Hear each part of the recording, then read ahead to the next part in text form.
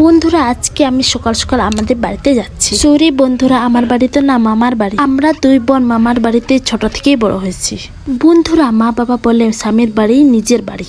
মেয়েরা যে বাড়ি থেকে ছোট থেকে বড় হবে সেই বাড়িটায় মেয়েদের একদিন বিয়ে হলে চলে যেতে লাগবে।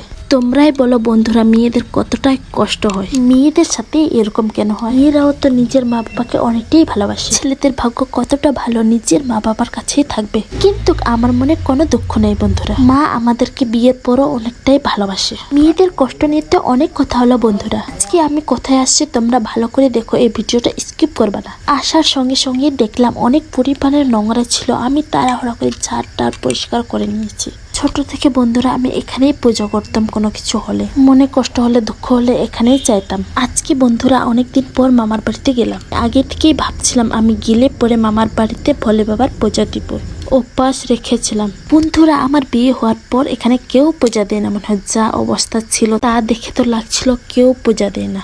যখন আমার মামিকে জিজ্ঞাসা করলাম, মামি বলল মাঝে সাঝে লোকেরা দেয় পূজা, আমিও দিই। আমি যখন প্রতিদিন মামার বাড়িতে থাকতাম পূজা না দিলেও ঝাড়ু পোছা পরিষ্কার করতাম।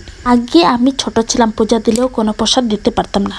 আগে আমার টাকাও থাকতো না, যে টাকাটা দাদু দিত মা দিত সে টাকাটা দিয়ে স্কুল টিউশন যেতাম। এখন আমার হাজবেন্ড টাকা দিয়ে প্রসাদ কেনার জন্য আমাকে ভীষণ খুশি লাগে। যে জিনিসে আমার খুশি থাকে সেই জিনিসটা আমার হাজবেন্ড করে দেয়। আর পূজা কমপ্লিট হয়ে গেছে। আমার বোনও অনেকটাই ছোট আছে, তো বাবার মন্দির পরিষ্কার করতে অনেকটাই সাহায্য করলো। আমার সাথে দিয়ে আমাকে মনে অনেকটাই খুশি লাগলো। বন্ধুরা তোমাদেরকে কেমন লাগে আমার ভিডিও অবশ্যই কমেন্টে জানাবা।